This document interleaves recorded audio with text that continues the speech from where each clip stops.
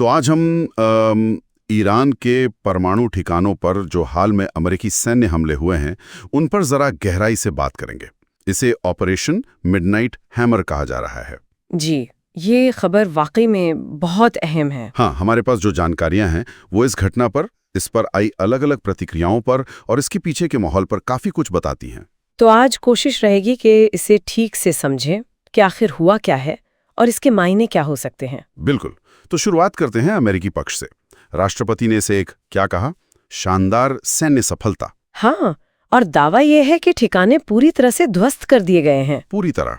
अमेरिकी अधिकारी भी कह रहे हैं कि नुकसान अत्यंत गंभीर है। और ये हुआ कब?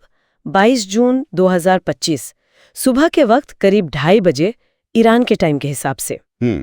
और निशाने पर थे फोर्डो, नतान्स और इस्फहान परमाणु केंद्र। जी। और जिस तरह से हमला हुआ, B-2 स्पिरिट स्टेल्थ बॉम्बर्स। हाँ, ये अपने आप में खास है। और वो भी GBU-57 बंकर बस्टर बमों के साथ। ये तो मतलब बहुत भारी बम है ना? हाँ, वो मैसिव ऑर्डिनेंस पेनिट्रेटर MOPs जिन्हें कहते हैं, 30,000 पाउंड वजनी। बाप रे। ये खास तौर पर जमीन के बहुत नीचे बने मजबूत ठिकानों को तबाह करने के लिए ही होते हैं, जैसे फोर्डो की फैसिलिटी। अच्छा। और साथ में पनडुब्बियों से टॉमहॉक मिसाइलें भी दागी गईं। जी हाँ, तो ये एक बड़ा सोची समझी कार्रवाई लगती है।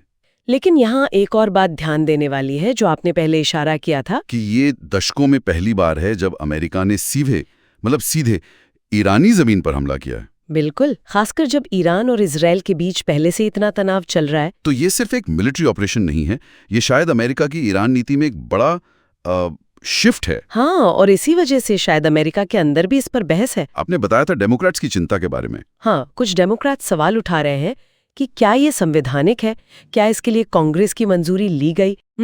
ये भी एक अहम पहलू है। खैर, ईरान की तरफ से क्या प्रतिक्रिया आई है? जाहिर है बहुत तीखी।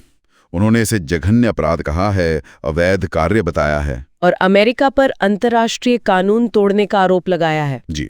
ईरानी अधिकारियों का कहना है कि उनका परमाणु कार्यक्रम वो जारी रहेगा, रुकेगा नहीं। और विदेश मंत्री ने तो चेतावनी भी दी है। हाँ, दूरगामी और स्थायी परिणामों की, मतलब ये धमकियां गंभीर हैं। बिल्कुल। और बात सिर्फ बयानों तक सीमित नहीं है, उन्होंने बदला लेने का संकल्प लिया है। सेना हाई अलर्ट पर है। और सबसे बड़ी बात, वो हॉर्मुज जल डमरू मध्य को बंद करने की धमकी। हाँ, ये बहुत बहुत महत्वपूर्ण है। हॉर्मुज दुनिया के सबसे अहम तेल मार्गों में से एक है। अगर वो बंद होता है तो वैश्विक तेल सप्लाई बुरी तरह प्रभावित होगी, कीमतें आसमान छू सकती हैं। ये ईरान का एक बड़ा दबाव बनाने का तरीका हो सकता है। और वो अपने प्रॉक्सी समूह का भी इस्तेमाल कर सकते हैं। हाँ, बिल्कुल, ये भी एक संभावना है कि ईरान सीधे जवाब देने के बजाय अपने सहयोगी हथियारबंद गुटों के जरिए कार्रवाई करे। दुनिया भर से क्या रिएक्शन आ रहे हैं? UN, यूरोपियन यूनियन ज्यादातर चिंता जता रहे हैं, संयम बरतने की अपील कर रहे हैं, कूटनीति की बात कर रहे हैं। चीन, रूस, सब ने यही कहा है। रूस ने तो कुछ ज्यादा ही कड़ा रुख अपनाया ना? हाँ, रूस ने अमेरिकी कार्रवाई की आलोचना की है, इसे वैश्विक सुरक्षा के लिए खतरा बताया है। और ये भी कहा कि दूसरे देश अब शायद ईरान को परमाणु हथियार दे दें। जी, ये चेतावनी अपने आप में मामले को और उलझा देती है।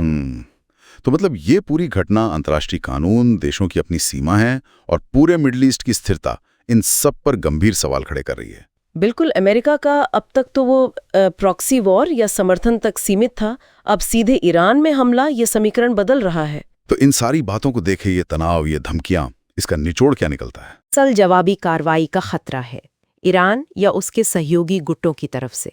और डर ये है कि कहीं ये चिंगारी पूरे मिडिल ईस्ट में एक बड़ी आग न लगा दे। बिल्कुल। संक्षेप में कहें तो स्थिति बहुत नाजुक है। एक तरफ अमेरिकी दावे हैं सफलता के, ठिकाने नष्ट करने के।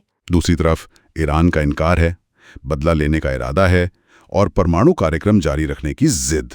और सबसे बड़ा बदलाव यही है कि अमेरिका अब पर्दे के पीछे से नहीं, बल्कि सामने आकर सीधे ईरान के अंदर कार्रवाई कर रहा है।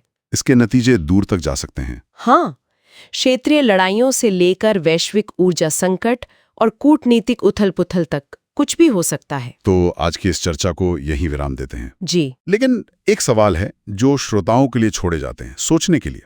अमेरिका की यह सीधी भागीदारी और ईरान का बदला लेने का पक्का इरादा, क्या इस माहौल में कोई ऐसे नए गठबंधन बन सकते हैं या क्षेत्रीय शक्ति संतुलन में ऐसे बदलाव आ सकते हैं जिनके बारे में हमने अभी सोचा भी ना हो? इस पर विचार जरूर कीजिएगा।